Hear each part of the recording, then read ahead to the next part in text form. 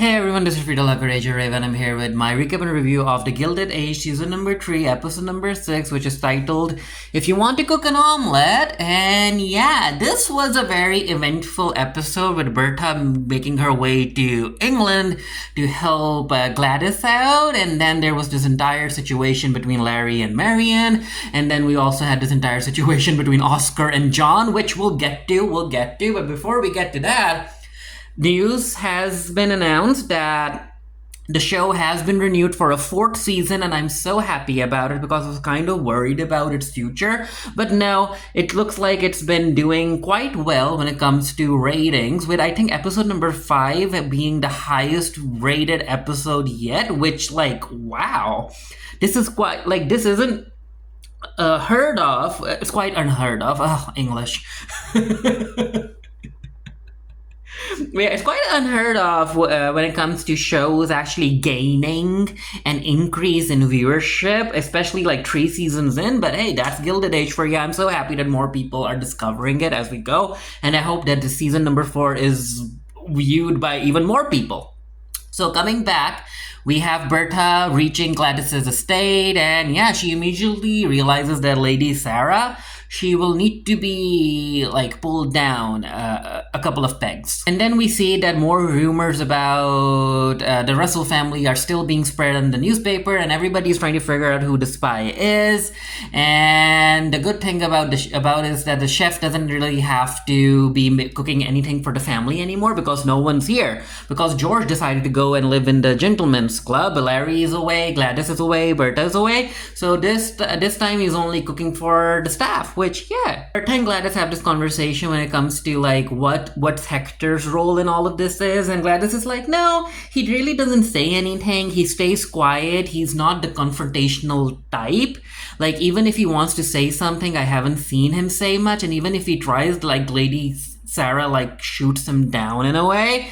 And then we find out that Hector's parents died very young, so Lady Sarah's been the one who's been basically ordering everybody around, taking control of the stage. She's the one who handles everything, how the house is ran, how the farms are dealt with, and all of that stuff. And Berta's like, yeah, we really need to figure out how to make Hector treat you as the Duchess, and because you outrank Lady Sarah. Over at the Gentleman's Club, we see that JP Morgan has invited everybody to this countryside house, which is a day walk away from civilization, because he has a plan.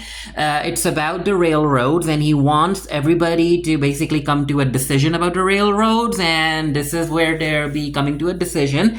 And the twist is that because George ended up firing Clay in the previous episode, Clay is now working for one of his opponents, which I understand why George fired Clay, but he should have known that as soon as Clay gets fired, he will try and get some sort of revenge and start teaming up with an opponent. And again, Clay knows so much about the family and George's business. Firing him wasn't necessarily the best decision, but hey, the show has to give us drama. We cut to Berta's Andre, I think her name is, Berta's lady maid, and then she's like, everyone's nice here, but over in the staff room, I heard someone saying that Lady Sarah needs to train Gladys as if she's like a new puppy. And now there are certain people in the fandom who feel like it's Andre who has been leaking all the stuff to the newspapers, and she's the spy, which, hey, could be. Oscar ends up telling Marion about Maud Beaton because Marion straight up asks him about what Larry said before he left, and Marion's like, but where was she? Where is she working? How did Larry get to know? And of course, Oscar can't really tell Marion about Larry going to the Haymarket and all of that stuff. So he tries to keep it hush-hush, but Marion is suspicious. We cut to the staff downstairs, and it turns out that Jack still hasn't told everybody about how much money he got, and the people who know, they haven't necessarily mentioned anything to him. And he seems to be working on a new inventions. Maybe he'll invent the whisker. Who knows? An automatic whisker. We have the scene between Berta and Lady Sarah where Berta tries to be nice to Lady Sarah, and she's like, you're doing such a great job with Gladys, she's happy here, but I do feel that you should bring her maid back. And then Lady Sarah, but that's not always the plan. We knew that the maid was temporary. I just did what I was supposed to do, and are you suggesting that I don't know how to run my own house?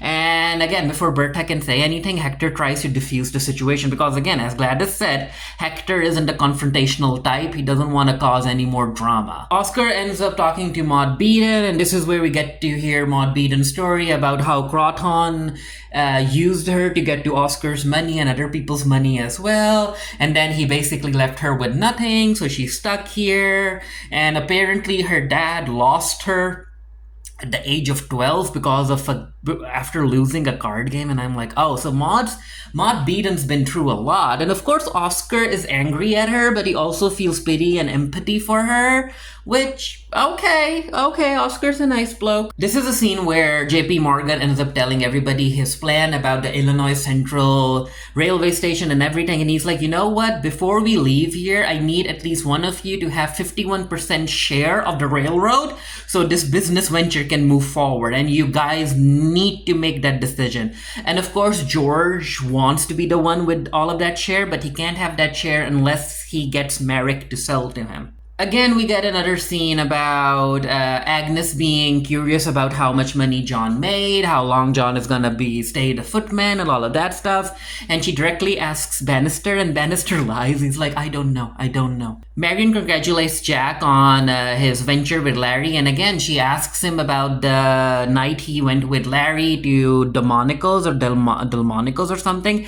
And of course, Larry's like, John is like, oh yeah, I think I went there. Marion's like, what do you mean you went there? Were you not sure that you went there? And of course, Jack isn't gonna say nothing. And again, this all only heightens Marion's suspicions about what the heck her newly engaged man was up to that night. Over at dinner, the conversation moves towards women having the right to vote and all of that stuff. And Lady Sarah's like, oh, I don't feel that women should have the right to vote. I think women should remain in their spheres and do what they're supposed to do. And this is where Berta interjects. She's like, so you're basically saying that the queen should have said no to the crown and not become the monarch and all of that stuff. And yeah, she really, like, this is it. Of like, Berta tried being kind to her, and Lady Sarah didn't realize that she was interacting with the kind version of Berta, and now Berta is up to, yeah, she's on the offensive. Marion is like, Oscar, I asked John, I asked you earlier, I need you to tell me what the heck Larry was doing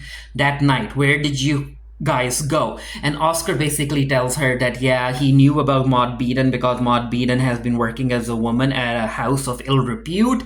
So yeah, Marion understands, and oh, Marion, I feel for you. I feel for your girl. Again, we have this conversation between George and Mr. Merrick, the brother who has the shares. And again, George basically shares the same speech he shared with the younger brother about how if he sells to Mr. Russell, then the family will continue to keep their name and have a say in the railroad and everything and have the family legacy continue. And he's like, either you sell to me and have your legacy continue, or you don't sell to me and just see your legacy end. And Merrick is kind of persuaded by George. He understands. I guess he sees the business sides of things. And he's like, okay, I'll sign the papers, but I'll do that back in New York with my lawyers present and all of that stuff. I'm like, uh-oh. Again, Berta is like, Gladys, there's only so much I can do when it comes to being on the offensive against Lady Sarah. Well, it's you who has to basically support Hector so that he can stand in front of his sister, because he is a frightened man, but with your support he can find the confidence and the courage to stand alongside with you and run the house like you're supposed to do as husband and wife. And Gladys is like, okay, so how do I go about doing this? And Berta is like, show interest in what he's interested in. You mentioned the Lady Sarah is the one looking over the farms and everything. Why don't you show interest and look at the farms and try and operate the farms along with Hector? Because again, Lady Sarah needs to be moved out of the house. And there was this nice scene during the previous conversation where Berta is like, you're the daughter of a businessman. You know how events are managed. And Gladys is like, you know what?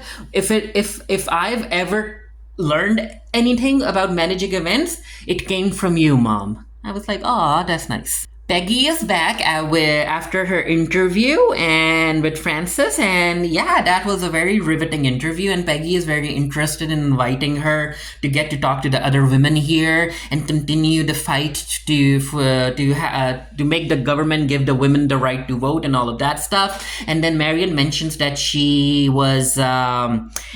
has been engaged to Larry, but there's trouble because she knows that Larry was at the house of ill repute on the same night they announced their engagement. And Marion's like, I don't know what to do. I just don't. We have the scene where George's opponents aren't really happy about Merrick basically wanting to sign away his shares to the Russell Foundation. And this is where Clay is like, you know what, don't worry about it. Even though it seems like he has a lot of money, he doesn't. I know where the dead bodies are buried, and we can basically destroy this agreement from being signed. Larry is over in Morencio, and yeah, he ends up talking to the metallurgist, and there's some good news on the horizon, which we'll get to in a bit. Of course, Marion has to sit down and talk to her aunts about the entire Larry situation, and she's like, I can't marry Larry, and Agnes is so happy about it. Agnes is like, hurrah! You don't have to marry Larry if you don't want to. And I can kind of see where Agnes is coming from, because Agnes is like, Marion, you deserve a more older, mature man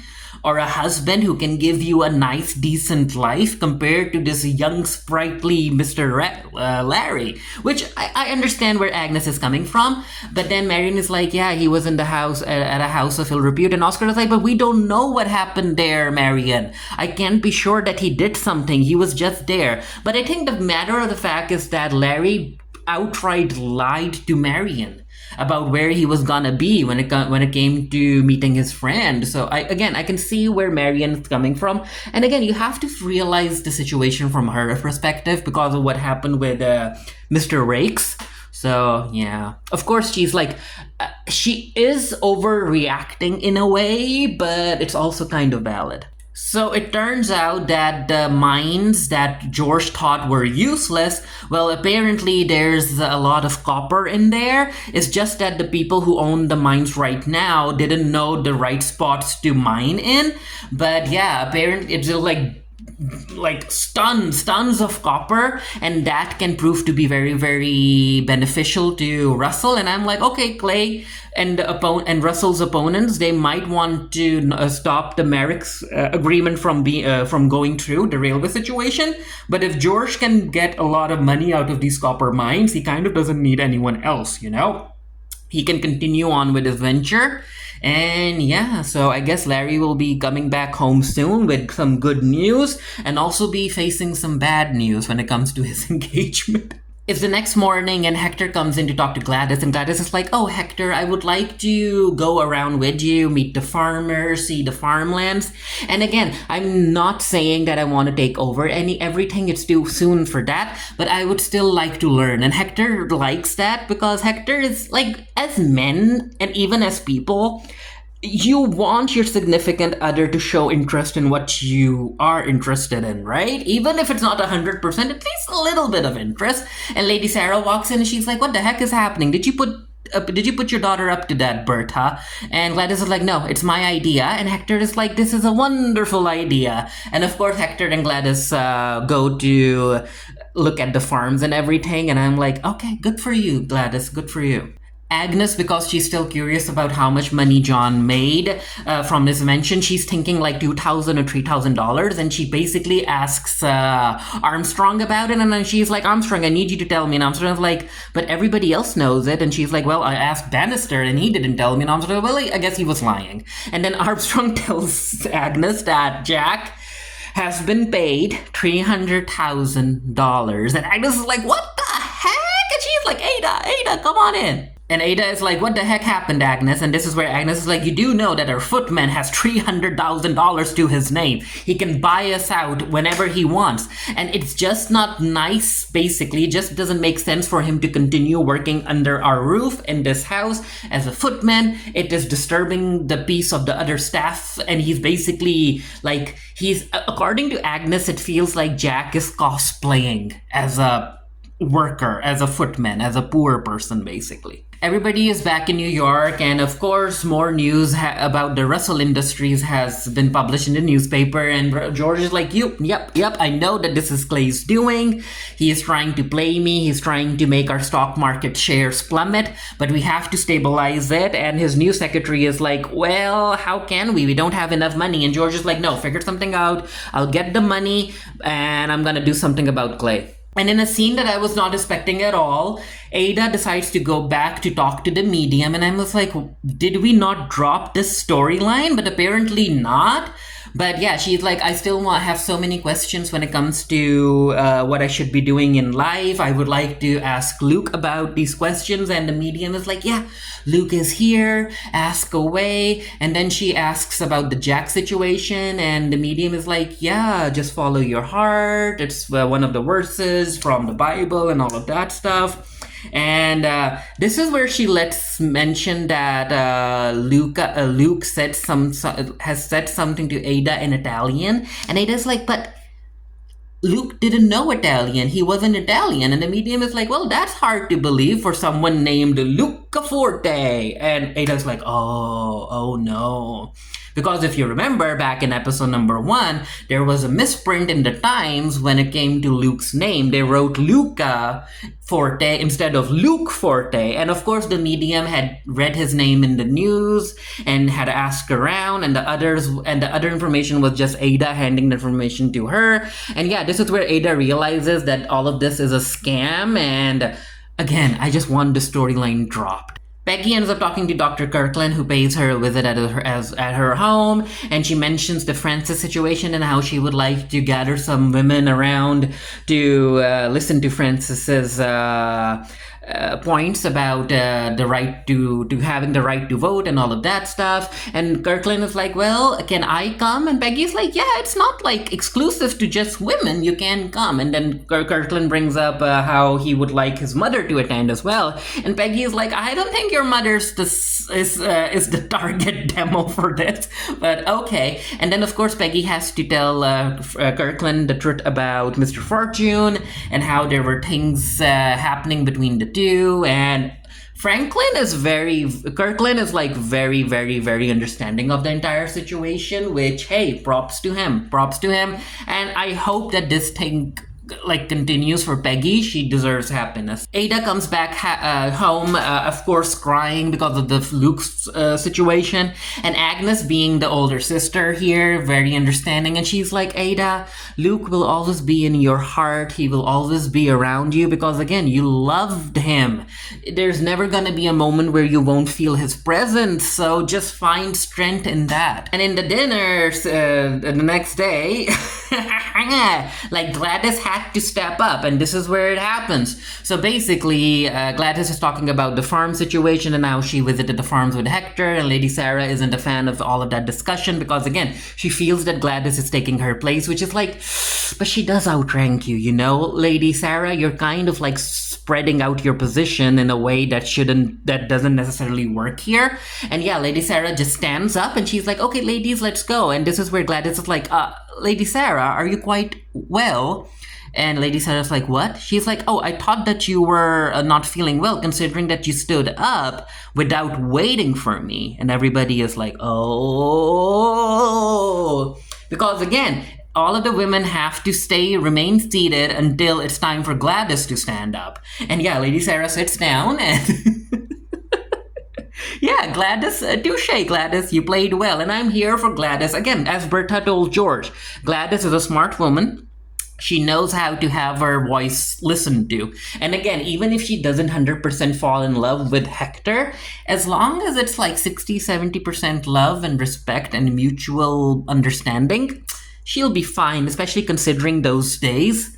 she'll be fine. We get to see Francis's little discussion with the women at the tea party, and of course Kirkland's mother isn't having it. She's like, oh, I thought that when it came to tea parties, we talked about how our day went, we shared recipes, we talked about our children. I wasn't expecting a talk about actual women's rights. And then her counter argument is that we just came out out of the slavery situation, so we shouldn't be asking for more. And then she also brings up the fact that we should focus on our men getting the right to vote instead of asking for more. We should leave it to the next generation. And Peggy is like, but I am the next generation, and I don't want to wait, and I want to keep asking, and I want to keep standing up for what's right. Which, yeah, I understand where Peggy is coming from. And again, when it comes to improving society and asking for equal rights, you have to ask for them. No one has ever given anybody equal rights on a platter just because out of the kindness of their hearts. No, you have to ask for them. There's protests and rebellions and all of that stuff. Again, we have the situation between Ada and Agnes and Bannister where they have to figure out what to do with John, because again, $300,000 is a lot, and Agnes is not a fan of him continuing to work downstairs. And yeah, she's like, Ada, you have to make a decision. Come on. Peggy is like, yeah, Dr. Kirkland, it kind of went the way I expected it to go. But hey, Kirkland's like, hey, even if my mom doesn't necessarily agree with everything that was talked about today, I think it was still helpful for her to listen to those points. And then we have this very interesting conversation between Kirkland and his mom, and his mom knows that he fancies Peggy, but she's also like, but son, you have to think about it. Peggy is a driven, ambitious woman. Do you really think that she will have the time in her busy life to raise a family? While she stands up for justice and what's right. And Kirkland's like, but I want my wife to stand for all of that stuff. And she's like, no, you like the concept of it. Like, falling in love with an ambitious woman is very, very different from falling in love with a woman who will serve as a good, or not serve in a way, like, or maybe serve. We're talking about back in those days. But basically serve as a good wife. There is a difference between a wife, a good woman who is a wife, and a good woman who is ambitious. And of course, Peggy realizes that things with Kirkland's mom it's troubled waters. And this is where Peggy's mom is like, honey, are you really ready for that? Because again, when you take on a man, you take on his whole family. Are you really ready for that? And I feel like Peggy is like, you know what? I think I'm ready. Like, he has made me feel love, the type of love that I've not experienced in a very, very long time now. And I'm not just gonna let it go away. Ada ends up talking to Jack, and she has made a decision, and she's like, Jack, we understand that you came into a lot of money, and it's not fair for you to continue living here. You have the money, you go out, you make a name for yourself, you start a new chapter in your life. And of course, Jack is like, but I don't want to. Like, this is the only family I've had in a very, very long time. And Ada's like, I understand that, Jack. I understand that. But everyone will miss you, but it's also unfair for you to keep yourself here. You have to make your own way out in the world. You have the means to do it, which again, I understand where Ada's coming from. Like, I think I would have done the same thing. I would have been like, dude, you got a lot of money, you're smart, focus on yourself, start a new chapter. And then we have this scene between Oscar and Maud Beaton where he'd invited her to a railroad, and he hands her a ticket to Ohio because Maud mentioned that she had a sister in Ohio, and Oscar's like, okay, here's $100, take the ticket, go away, start a new chapter in your life. And again, Oscar's being very, very kind. Marion has made a decision that she is calling off the engagement with Larry, and she goes to the house. Larry isn't here, of course, and she ends up giving the letter to the footman. I always forget, like, there's Bannister, Church. Yeah, she hands the letter to Church, and she's like, when Larry is here, please hand him the letter. And he's like, wouldn't rather you cable him? And Marion is like, no, this explains more, so it is what it is. And it's time for Jack to say his goodbyes, and they're like, please write to us, Jack, let us know how you're doing out there. And before Jack leaves, he ends up handing Bridget a bunch of envelopes for everybody, and of course you can tell that the envelopes have money in them. So yeah, the situation with Merrick, not good, not good. And again, George is like, George keeps experiencing trouble, and George is like, you know what, this is it. When it comes to me, either I save my business or I will burn it to the ground. Like, I'm not selling it off. That's not happening. And again, with the copper situation, Larry is gonna be coming back with some good news. Marion tells her aunts that it's done. She handed the letter over to Larry. He'll read it when he comes back. And Agnes is like, good for you. We should commend you on that. And then Bannister comes in and hands over the envelopes that Jack has for everybody, including Agnes and Ada. And yeah, there's money in it.